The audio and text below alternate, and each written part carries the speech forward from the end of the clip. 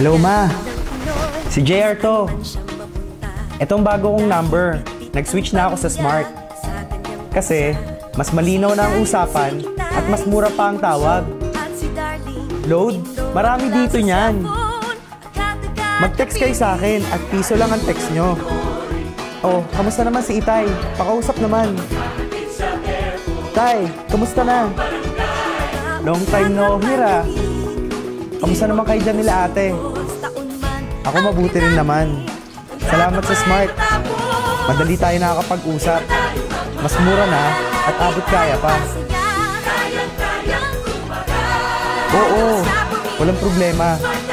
Papadala ko kayo ng pera. Dahil sa Smart, alam mo naman, iba tayo magmahal.